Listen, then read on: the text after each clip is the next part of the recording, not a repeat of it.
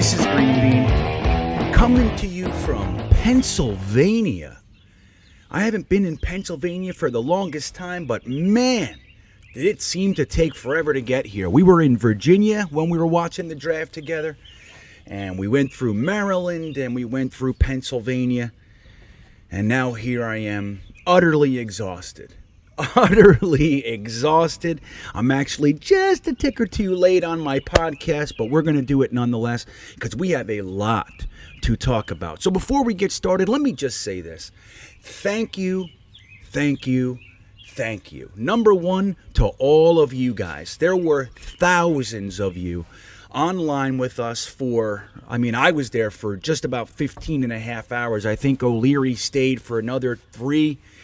And I'm telling you, man, you guys are the best. Constant conversation, constant reactions, constant questions, constant information. It was like being with 1,500 of your closest Jets fan friends. And I'm going to tell you, it was awesome for me. I also want to thank Ryan at Jets Talk 24/7 for facilitating such an event. And obviously Matt O'Leary as well. What would this all be without Matt O'Leary? Who's just one of the best in the business from my perspective. I couldn't think better of him.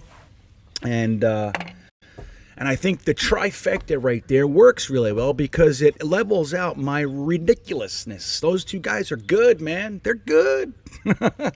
But so thank you. It was just the best. And I'm telling you, man, it didn't go the way we thought it was going to go. Now, did it? No, it did not. And we've done hundreds of mock drafts, man. Hundreds. Collectively, hundreds. And it's an interesting thing because this was the weirdest year that I remember. I mean, well, you know what? What made it weird is because you thought you had, or let me keep this an I statement, huh? How am I talking about with you? I don't know how you thought, but I know me. So the thing that I found most weird is over this past 22 months or something with Joe Douglas being with us, we've kind of gotten this idea of who he is and how he wants to do things. But the truth is that we don't really know this man yet. We don't, especially coupled with Robert Saleh, Albrecht, Mike LaFleur. This is the first time we had both Johnson brothers in the room. It was a whole different dynamic, and I'm going to tell you right now, man, I had it all wrong. Now, not to say that we didn't nail some players and some positions and all that, because we did. But overall, it was weird because usually when we had general managers like Mike Maccagnan, it was weird how I would get things right. With Mike Maccagnan and Bowles, I looked at it like, what would Bowles want? That's why I thought Bowles was really the catalyst for a lot of our issues before Bowles was fired, and then Maccagnan had his own draft, and it was like the worst thing ever. But so I basically was able to nail some of those players and at least positions because I was looking at it through a certain lens. But looking at it with hindsight, I was just lucky. I didn't really know. Darren Lee, well, you know, that hybrid-esque linebacker that Bowles liked at the time, and so forth and so on. But with Joe Douglas, we thought we were going to be able to predict what he was going to do. But I'm going to tell you right now, not me, not O'Leary, not Ryan, not Connor Hughes, Rich Cimini, it doesn't matter who it is. Mel Kiper, nobody got it right after Zach Wilson and Elijah Vera Tucker. And nobody saw exactly how we were going to get Elijah Vera Tucker either. So it was a weird draft. And the weirdest part for me was that you guys were with me to feel and see and witness my reactions. Like, that's how I go. Now, I'll share something with you now. Just because you've already seen it, I might as well tell you, right? I try to be a positive fan. I do. And some might even label me a homer. I tilt homer, man. I do. The last 2 years with Gase, I couldn't do anything else but tilt negative and doom and gloom because that's what I was watching. I try to be really objective. I try to be as honest as I can, but I am a bit of a homer, man. I want you to know that. But even with my homeritis, I still have a default reaction. Always. This sucks. That's the way it goes. Doesn't matter what it is in my life. We get to a new place, like for example, we left Virginia. We get to this new place. My first reaction was, I don't like this place. It's the way it is. It's the way I am, man. And then I have to take a second and go, oh, all right, well, look at the lake. Look at the thing over there. Oh, look at that guy. She's nice. That family seems nice. A bunch of kids. I do this whole thing. So the same thing applies with Jets draft picks. Now, there were ways to take away that default reaction that I have. For example, taking Jabril Cox or Trey McKitty or something like that in the 4th round. Maybe taking, Dylan Moses or Wyatt Hubert or any of these guys. If it were at least the positions that I thought, I would have said, okay, but this is how we saw it. Safety, cornerback, safety, cornerback. It was like, wait a minute, what is happening? Now, we've since learned they're not safeties. The one guy might be. But these are essentially how Saleh wants to build his linebacking core, okay? So it makes a ton of sense because when we got, what was his name? Jamie Sherwood, right? Where was he? Yeah, Jamie Sherwood at pick 146. I was 100% bent on one of two positions, linebacker, tight end. That's what I wanted. I wanted nothing else. Or offensive line would have been like, okay, we need it. But when it came out Jamie Sherwood, safety, I didn't know how to swallow it. I didn't know what to do. And you guys were able to see that. See, that's the thing. Everybody's like, look how mad GreenBean is. It's not mad. It's just processing. It's my processing look. It's like this. That's my processing face. So anyway, it was a weird draft because number one, I didn't predict how this was going to go. I thought there were positions of obvious need that were going to be hit. And they were in the beginning, just like last year, which was interesting. It's like Joe Douglas uses his premium picks, those primary picks, on the exact positions that you think he's going to. Last year, it was left tackle and wide receiver. This year, it was quarterback and interior offensive lineman, right? So, and it all seems like it's going to make a ton of sense. It does. It seems like it's going to make a ton of sense. I had a similar reaction last year, but I didn't know the man at all. So I was like, let's just watch and see what the hell's going on here. But this, so as we look at this with a little bit of hindsight, I'm recording this about 2 days after day 3 of the draft. So that night after our pick at 2:07, I literally shut the computer off and started packing up a campsite because I had to leave early in the morning for this trip up here. So in the end, long story short, I got here at 8 p.m. last night. So it was like a whole, it was the 3 days of the draft, close the computer, say goodbye, and start working. And we were working, got in the camper, drove to actually Adventure Park USA. And I'd like to thank Drew and Eric over at Adventure Park USA for really taking excellent care of us. We got to ride your coasters and we got to play your games and do some other rides. And it was a fantastic pit stop on the way to where we are ultimately staying for a little over a week. And that's just, look, we're on a coaster tour, man. So that's the kind of stuff we need to do. And I couldn't be more grateful for Adventure Park USA. Oh, Frederick, Maryland. That's where it is. Great little place. And, they got a couple really neat coasters over there, man. So they have something called a Schwarzkopf, which if anybody knows me, I'm a Schwarzkopf nerd. So that's a whole different wrinkle I don't need to get into right now. But so long story short is we got here last night at night, at nighttime, set up camp, passed out, woke up, here I am. So it's been a long weekend, man. It's been a long weekend. It is Monday morning. And we're going to take a look. I've had some time to really think. I haven't had much time to dig in like I usually do. I'm still going to. I spent some time on our undrafted free agents, spent some time on the back end of our draft class. But let's go through it, shall we? I know we've all been doing this a little bit, but I'm going to give you my take. Now, I'll give you my grade a little bit later, but I think I'd like to go through each player, give you my initial, and give you my today. How's that sound? So we got Zach Wilson. Now, I was told numerous times that the Jets were receiving plenty of trade offers, and if one struck them, if one was too good to pass up, they would consider it. Clearly, that didn't happen. And what a great thing, man. I mean, we got rid of Sam Darnold, and we get our quarterback of the future, so to speak. Even if he's not of the future, we get Joe Douglas's quarterback. So he comes here. He gets to hire his head coach. He's the first GM since Tannenbaum to hire his own coach. Okay, think about that. And he was already here for 2 years when it happened, or a year and a half. So he's the first GM to get to hire his head coach since 2009. He gets to pick his own quarterback. So you see, he's starting to build his team. There are very few players left from the Mike McCagnon and Idzik era. I think all the Idzik players are gone.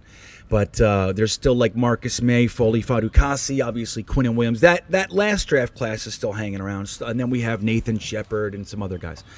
But this is becoming Joe Douglas's team. So being able to look at that and see with the first pick of his second draft is a quarterback. It's like, yeah, man, it makes a ton of sense. And seems like he's ready to go. Let's go. I'm with it. Now, the key was going to be, what are we going to do to protect this kid? Now, Mike McCagnon was interviewed right after he picked Sam Darnold. And he said, now the focus of the rest of this draft is to build around Sam Darnold. That's what he said right after picking him. And the next pick was a defensive tackle. The following pick was a tight end. The next pick was a defensive tackle. Then it was a cornerback. And so it's like, clearly, just saying that doesn't mean it's going to happen, right? But so Joe Douglas drafts his quarterback and then trades up to 14 using pick 66 and 86 to jump up to 14 and receive pick 143 from the Minnesota Vikings. Now, my feelings on this are as follows. I do think that it sucks to not have third-round picks. I do. I hate it. The third round is a sweet spot for me. And it's a sweet spot for many teams and many people. It's like that's where there is a major chunk of beef in the middle of that sandwich, and the third round is it. So not having those was not great. Not great. Let's leave it at that, okay? Now, he did recoup a second, fourth round pick, so there's that. It spread the picks out, and fourth round is another. It's not quite as sweet as third, but it's another sweet spot, right? So he uses pick 66 and 86 to jump up to 14 and grab the player that he wants. You've all heard this. He said he's a top 10 player. By many estimations, the number one interior offensive lineman in the entire draft. So in a couple of years, if this guy is going to the Pro Bowl and mauling people on a weekly basis for us, we're going to give two shits about, and let me say this. The right way to say that is we're not going to give two shits, okay? It just flows out, this Jersey thing. Jersey, New York, it's like we say, I could give two shits. That's wrong, but it's right. You see what I'm saying? I just want to correct that because we got a lot of viewers from other places. I got a comment from England, from the United Kingdom. And he said, just so you know, the proper way to say that. I hear you, man. I hear you. So I just want to make everybody happy. So for my Jerseyites, I could give two shits.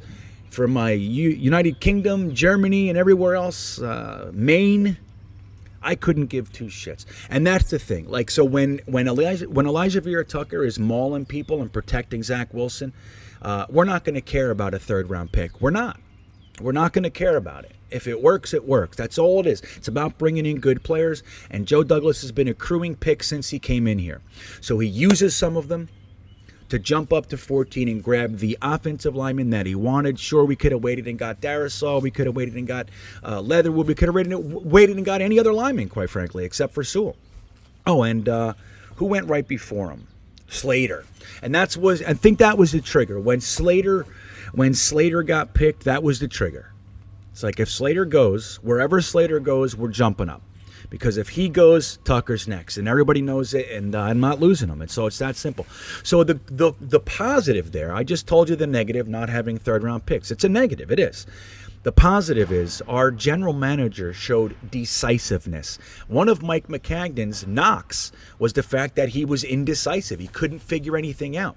He never really had the feeling of confidence. Like, this is what I'm going to do. Even when he picked Sam Darnold, that was the guy. We all read the articles. He planned for Sam Darnold for 2 years. Remember that long article, him and Heimerdinger, they really wanted Sam Darnold. That's why they didn't take, we had the Hackenberg experiment, but if he didn't work, they didn't take Mahomes or Watson because Sam Darnold and blah, blah, blah, blah, blah. And then when he was going to draft him, when Sam Darnold slid to 3, he checked with everybody. Hey, I just want to make sure you're okay with this. I'm going to pick Sam Darnold. You okay with it? I was like, yeah, fucking pick him. So that's Mike McCagnon. So our general manager showed decisiveness, went up, paid what it needed to, paid what he needed to pay to get the guy he needed to get. And that's that. So in the past 2 years, he's gotten that left side of the offensive line. He's got a dominant style left tackle. Who can deny it, right? Got Mekhi Becton. Now we got Tucker. We got Connor McGovern in the middle. We don't really know what's going on our right side, right guard, and we got George Fant. So there's only one question mark on our offensive line. So, great. Now, pick number 3 is where it just started to get weird. Now, we all knew wide receiver was going to be chosen. We thought it was unlikely that we weren't going to take a wide receiver. The more unlikely part for me was that I didn't think we were going to take a wide receiver with our second-round pick. I just didn't see it. Which is why we didn't talk about Elijah Moore all that much. I mean, dude, if you haven't had time to watch this guy, do yourself a favor and watch this guy. He is, without question, the most electric, dynamic receiver that we've had on this team since the hope for Santana Moss. So we grab Elijah Moore out of Ole Miss. Surprised me, and that could have been perceived as a negative response. Again, my default setting. What the fuck is this? But the truth of the matter is that this guy, not only one of the most electric wide receivers we've had, but I don't recall a skill position player like him being on our team in 20-something years, man. Even when we had Santana Moss or Santonio Holmes, they were good, man, but not like this. This guy is precision, crisp, great hands. I cannot wait to see him on the field for us. I can't wait, man. And now you want to talk about helping your quarterback, right? So we get Elijah Moore with our second-round pick 34. Again, confused at first. Why? But within a minute, it was like, oh, my God. This is fantastic. We gave him protection, and we gave him an electric weapon to go with all the big-bodied receivers we have. Don't forget, every receiver that Joe Douglas has brought in up to this point is 6'2" and above. Every single one. Whether it's Doxson, Perryman, Mims, Corey Davis, Keelan Cole, it doesn't matter. Lawrence Cager, Michael Campbell, all 6'2" and above, man. Every single one of them. So we have the big body thing down. That's contested catches. That's wide targets. That's high points. That's all that stuff. We got it covered. Now we got a guy who can slip through the cracks and light you on fire. And that's the goods. Plus, he's a blocker. He doesn't care. He's a good blocker.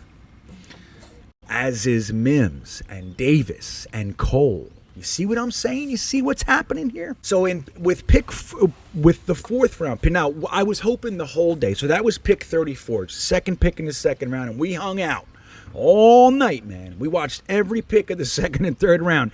Every single pick I waited for. Trade, Jets, I did. I wanted back in. Take a fifth and a sixth and get in that third round. Take a fourth and a sixth. Get in the third round. That's what I wanted. Take this, take that. It didn't happen. Joe Douglas sat patiently and waited. He wanted to use his back end stuff. I'm sure he talked and tried, but it didn't work. It didn't happen, let me say, that way. So he waits and pick 107 comes and he grabs another confusing pick. Okay? A confusing pick. He gets a running back. And not even the running backs that we were looking at, right? He grabs Michael Carter out of North Carolina. And I'll just say this. Watch some tape. watch some tape. This is the kind of running back that we were looking at for this offensive system anyway, and a lot of people had him as the third best back in the entire draft.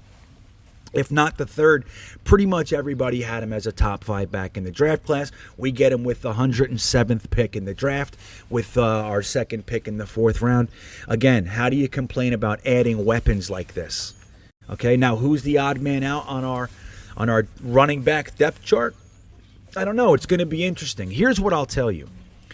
I like Ty Johnson. I like Josh Adams. I like LaMichael Pirine. I like Tevin Coleman. But I don't care if, no matter who it is that's cut for Michael Carter, I don't care. All I want is to up it. All I want is for this team to be electric, dynamic, powerful, effective. That's all I want. And if somebody has to leave that I might like a little bit, it doesn't matter to me. It doesn't matter to me. All we want is success. That's it. So Michael Carter comes along. Right after Elijah Moore, you think about those first 4 picks are guaranteed starters without injury, right? Guaranteed. You got Zach Wilson, Elijah Vera-Tucker, Elijah Moore, and Michael Carter. 4 starters out of the draft. Now, you guys know if you get 4 starters out of a draft, period, it's a good draft.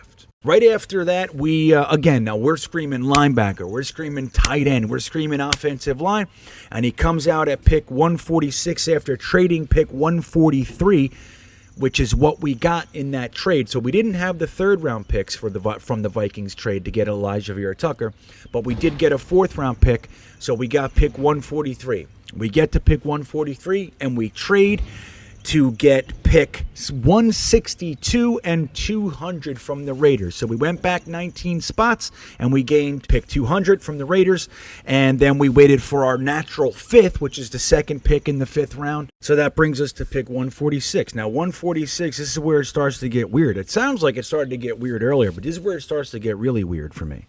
So we come out of the gate, and we hear the name Jamien Sherwood, safety, out of Auburn. Now, there were 2 positions I really didn't want to hear yet, maybe at all, okay? I did want a safety at some point in the draft, but not here, man. Not with the guys I still saw sitting there.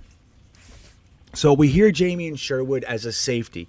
But it turns out Jamien Sherwood is actually looked at as a linebacker. The Jets have him listed as a linebacker, so it's the exact position that we wanted. It's a player that a lot of us didn't look into all that much, but it's a linebacker. So there, again, my initial reaction was like, safety now? What are we doing? Pick 146? I wanted these other names I know about. And then it was like, Jamien Sherwood, don't cry, Green Bean. It's a linebacker. It's a linebacker. Oh, okay, it's a linebacker.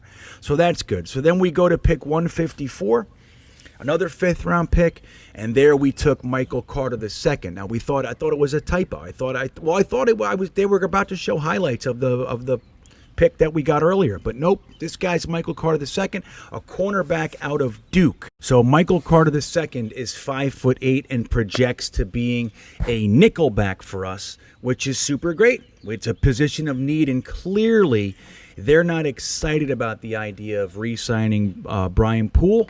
So that still could happen, but it's a position of need, and it doesn't look like it's going to happen. So we brought in Michael Carter II, an aggressive nickelback who plays a lot bigger than his 5'8" stature. 184 pounds, and he's lightning fast. That's good. A nice, fast defensive back, shifty, and looking to prove everybody wrong mentality. So that's good to have. And then you guys saw by now, I'm sure, the clip of Michael Carter running over Michael Carter. I'll leave it to you to figure out which one. Is it good? Is it bad? I don't know. But they've actually hung out.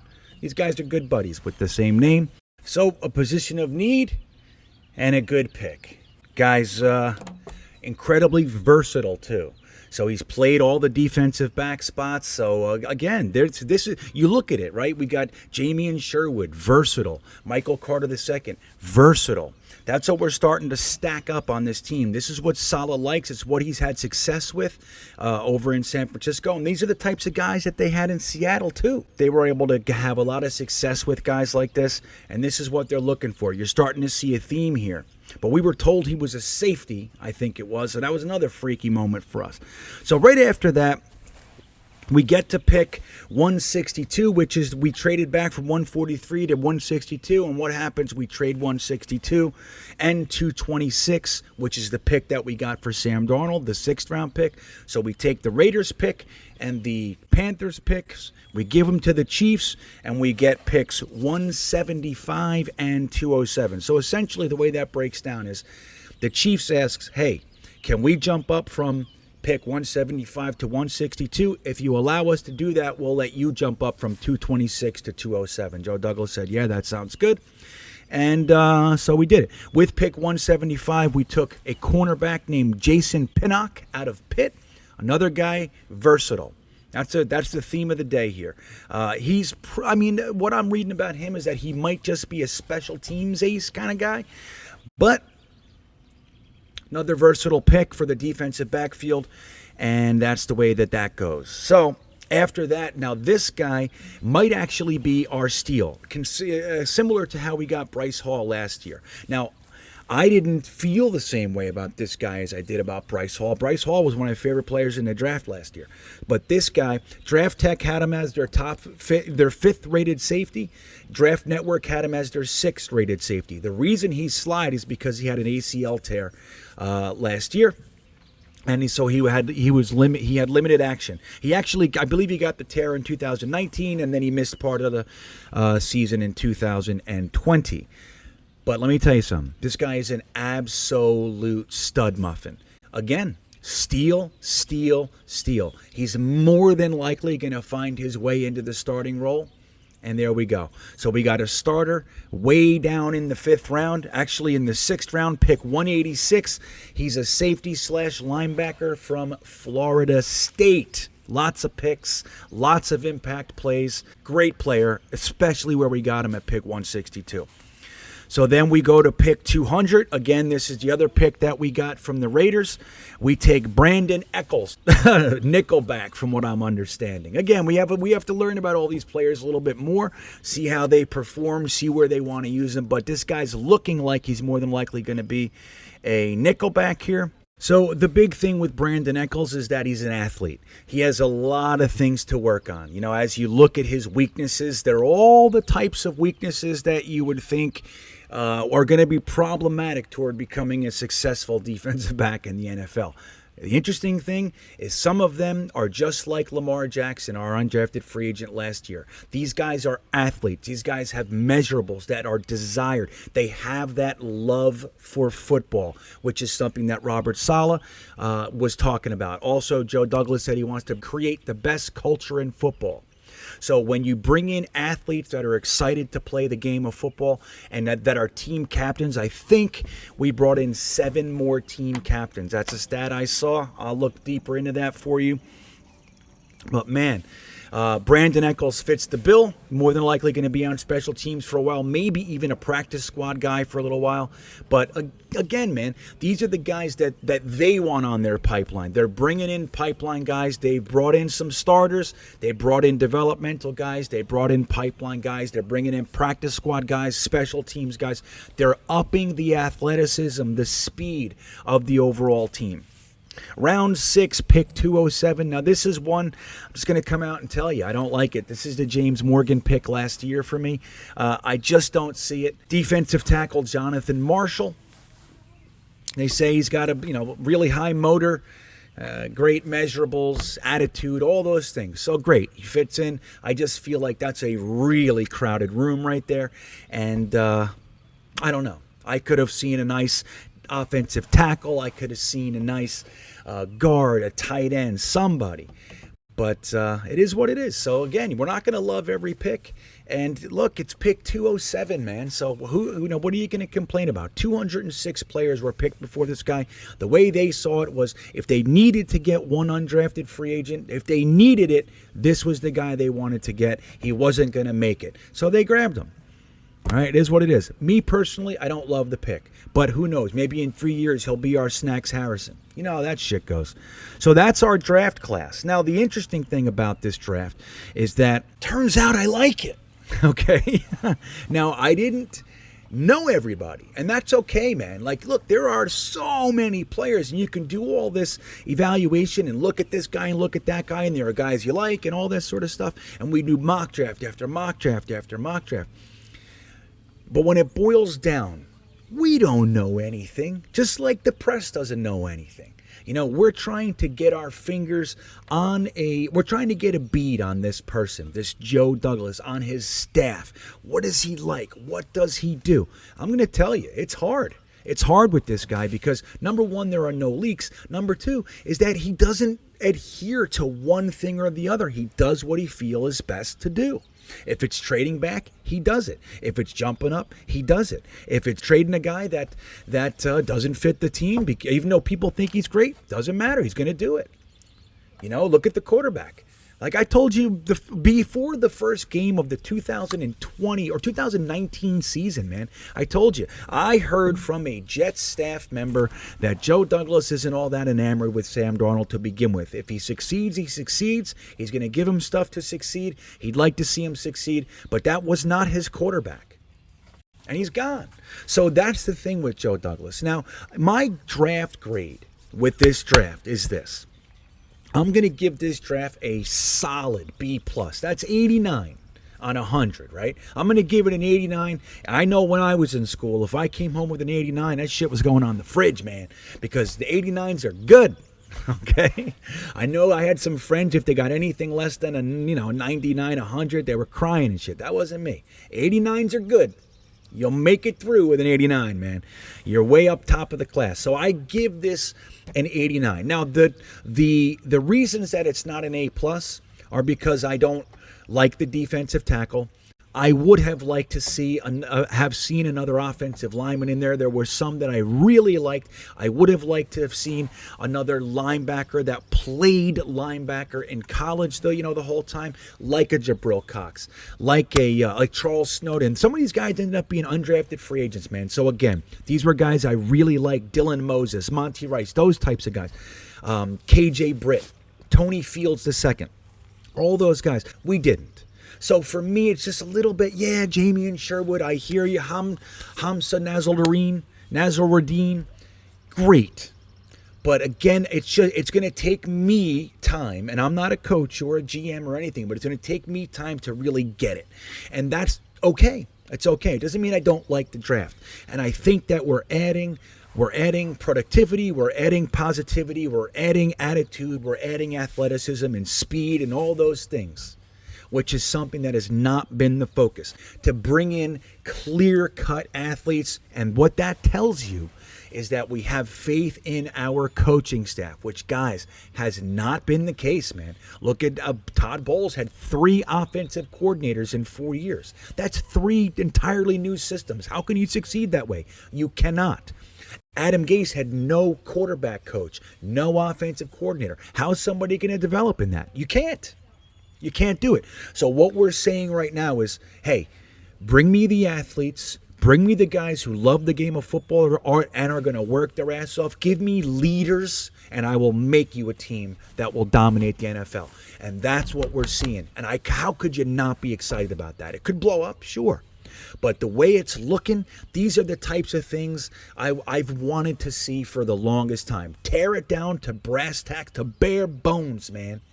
Get it down to the bare bones, and then let's build our team. And it looks like they're doing that. Again, we could get mad, but this is not our Super Bowl year. It's not it. We're still building foundational blocks, which gives us time to develop guys. Okay? Develop our guys. And don't forget, man, last year's draft class, last year was a weird year. We had no training camp. We had no preseason. We had no medical department. It was like, we had a trainer and a doctor. It's like, it's fine and everything, but clearly it wasn't working. We redid all that stuff, man. So guys like Denzel Mims, guys like Jabari Zuniga, they missed large chunks of time. You can't win that way. So Joe Douglas is fixing it. So we have lots of question marks even with last year's guys. Bryce Huff, Lamar Jackson, Javelin Guidry, all these guys. So I don't know how you couldn't at least be happy. Believe me, I know it's out there, but I don't understand it. I mean, look at our top four. It makes sense. Maybe not in the order I would have gone. That's okay. It's okay. Look at our top four. When's the last time we had a top four like this? Zach Wilson, Elijah Vera Tucker, Elijah Moore, and Michael Carter. When's the last time? It's been a while, guys. So now let's do this. If anybody watching this watched our 3-day marathon of a draft coverage deal, you know I was yelling a few names for a long time.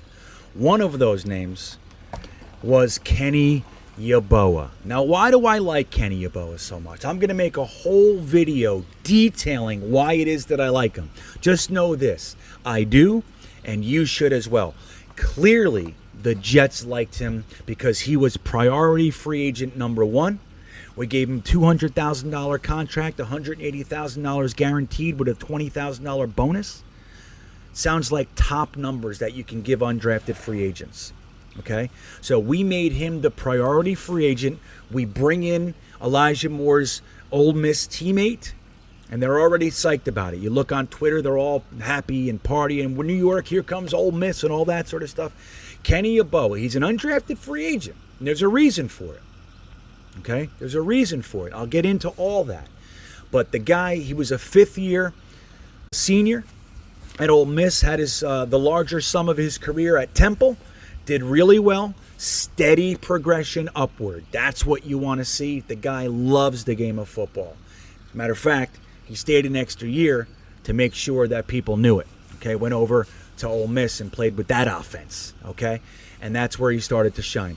So how do you not get psyched about that? I had 50 to 100 tweets, Instagram posts, texts, YouTube comments. Kenny Yaboa! Because everybody knows I was yelling his name for friggin' a long time. Even before the actual draft.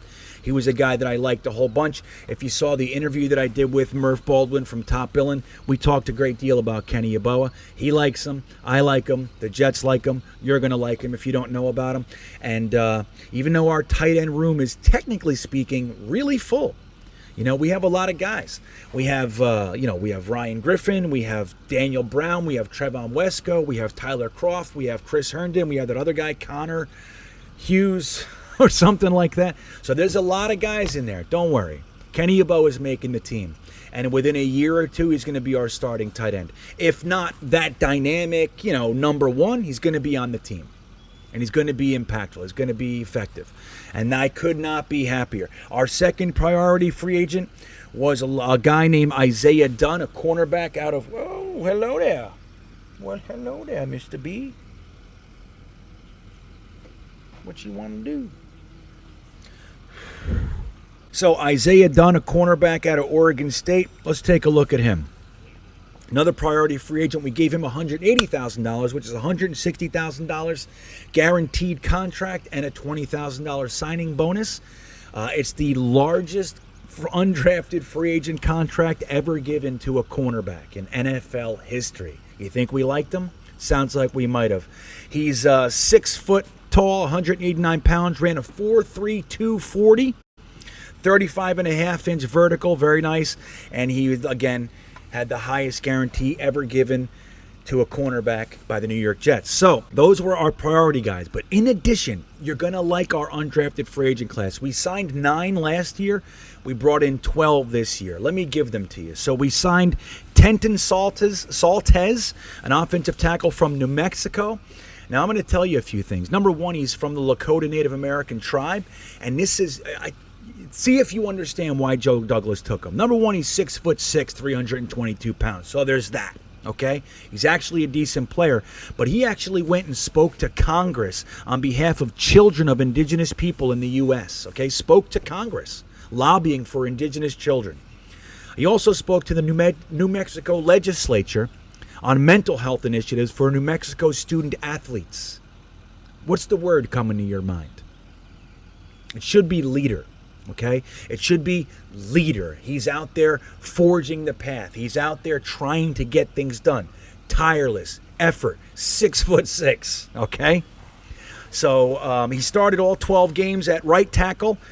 In 2019, he had 819 snaps. 390 of those were pass blocking snaps. So out of 390 pass plays, he gave up 3 sacks. He had a 97.7 pass blocking efficiency rating. So another quality guy. He does have some bumps and bruises. He's got some hurdles to become a solid NFL tackle. Perfect pipeline guy. Might even be practice squad for a minute. I have a sneaking suspicion he might make the back end of the roster. They might not want to try to hide him on the practice squad because he's the kind of guy that might get snatched. 6'6", 322 pounds. We signed another one. This guy absolutely should have been drafted. Hamilcar Rashid. Okay, Hamilcar Rashid. He's an edge rusher out of Oregon State, 6'2", 251 pounds.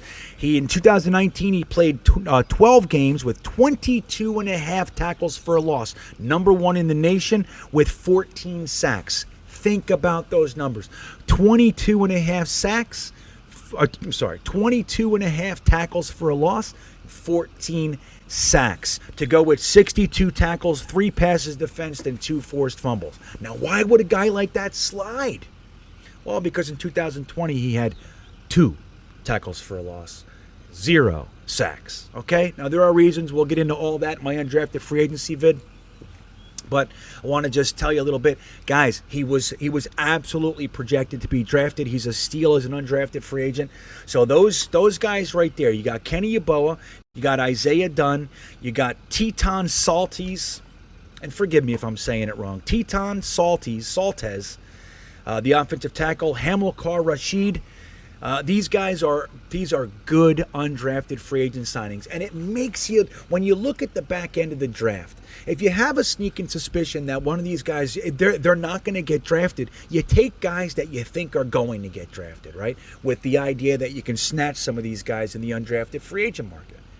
Okay, so our draft class, we had 10 draft picks and 12 undrafted free agents. That's 22 new players Joe Douglas brought in. 22. It's pretty damn good. Just to round out our undrafted free agent list, we got an outside linebacker, Milo Eifler. Okay, it's spelled Milo, but it's pronounced Milo Eifler. He's an outside linebacker, 6'1", 228 pounds. We have a defensive tackle, Michael Dwumfer from Rutgers. Grew up in Wayne, I think it was. Yeah, Wayne and then Scotch Plains. He's a hometown boy. Defensive tackle, 6'2", 285 pounds. We also got another offensive tackle, Tristan Hodge. I want to say Hoj. It's the E at the end. I think it's Hoj. Tristan Hoj, offensive tackle out of BYU. Lots of issues with this guy, but he's got something in there. He's got a lot of positives. Let's say it that way. And obviously he played with Zach Wilson, so there's that. We also got another safety out of Rutgers, 6'1", 215 pounds, Brendan White. We got 2 guys from Rutgers, which is always nice to see. We got an offensive tackle, Grant Hermans, out of Purdue, 6'7", 305 pounds. We got a kicker. I was angry. That night, I was exhausted, right? I was packing up all this sort of stuff, and I kept checking the undrafted free agent tracker, and I didn't see kicker. And I'm like, I can't believe it. I can't believe we're not even bringing one in. There's a video out there of our kicker, Chris Nagar, and of him making a 71-yard kick. No, it wasn't in a game. It was just him hanging out with some friends. They were like daring him or betting him or something like that. But he made it. But he's got 17 out of 21 field goals in games and everything. Again, I'll get more into him later. But we did sign an undrafted free agent kicker, and it's about damn time. We also got a safety out of Auburn, Jordan Peters, 6'1", 202 pounds. We have another offensive tackle, Parker Ferguson from Air Force, 6'4", 306 pounds. So, guys, let me see that. I think that was 4 offensive tackles, right? Let me see. 1, 2, 3, 4. So we brought in 4 offensive tackles. At least one of those is projected to be an inside guard type. So look, again, we drafted 1 offensive lineman, but we brought in 5. Now 2, 3 of those guys aren't going to make the team, right? The other 2 are.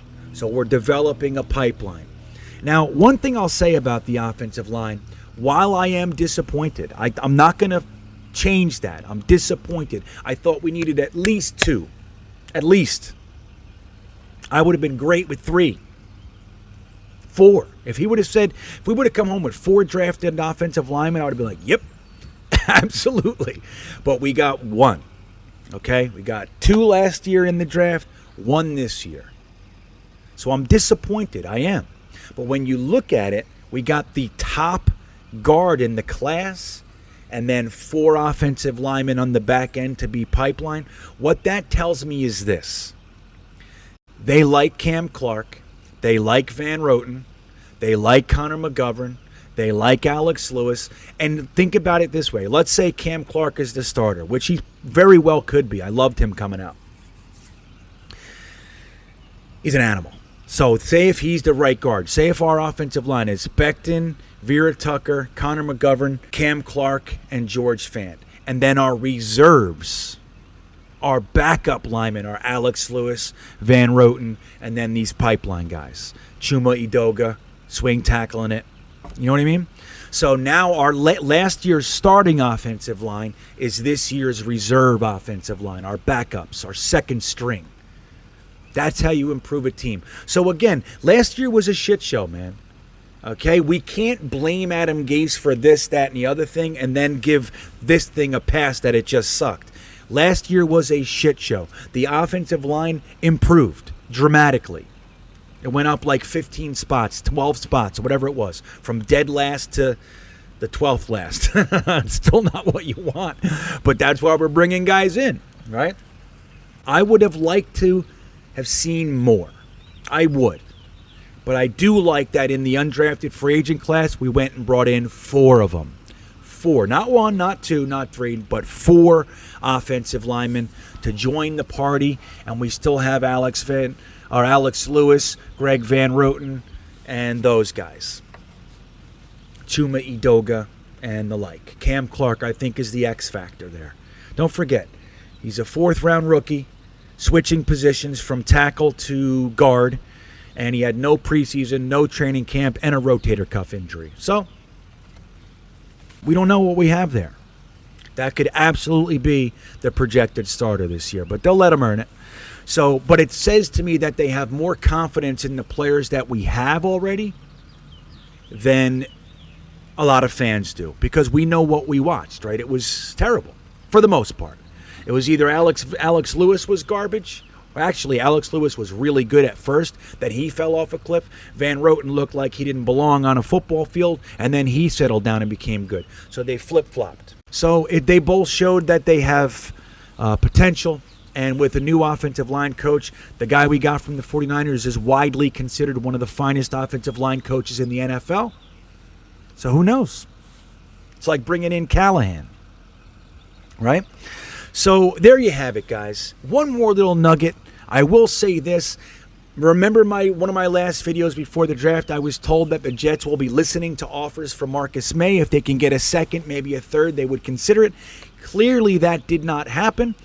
And on the back end of that, it seems, and I'm happy to hear this, it seems that Joe Douglas has expressed a desire to extend him long-term, not just rest on the franchise tag. Give him a 3-year contract. Give him a 4-year contract with a dead last year kind of a thing. See how he goes. That would be great. What Jet fan wouldn't be happy about that? So I think that's good news as well. They went and saw if they could get value for him. They didn't. And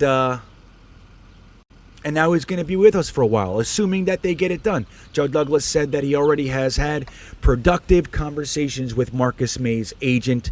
And again, good news, everybody. So what'd you think? You like my B+ rating? Do you think it's an F? I'm getting guys saying it's an F. I'm getting guys saying Joe Douglas is the worst GM they've ever seen.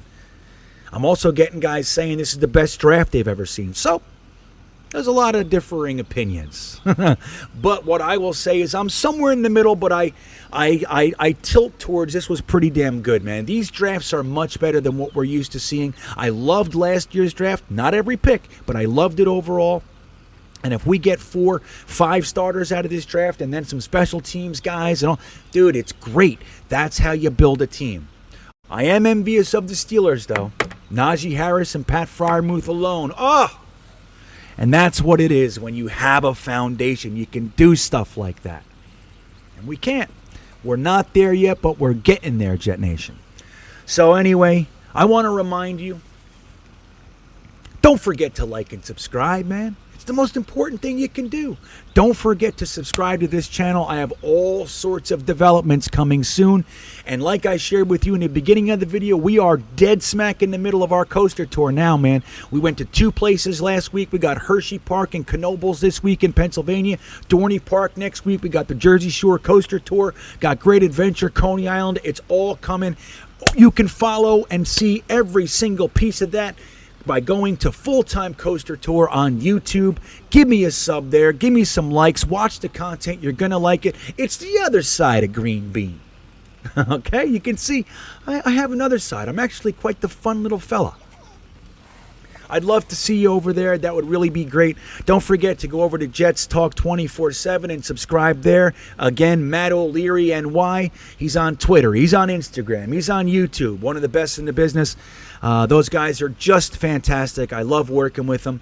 And go over there if you haven't already and give them a sub. And don't forget, if you need more Jets Talk than you can imagine, if you're running out of stuff, go over to Jetnation.com. There's quite literally no place like it. Every other forum, every other page is trying to be Jet Nation. They've been out there the longest. They're the best at it. They're the most robust. There's the most people in there. And if you haven't done it yet, you're going to be happy you did. Look for me in there. I'm in there all the time. My name is Green Bean in there. With that said, I hope you have a good day. Okay. All right, bye. All right, everybody. You have a great day. Go Jets.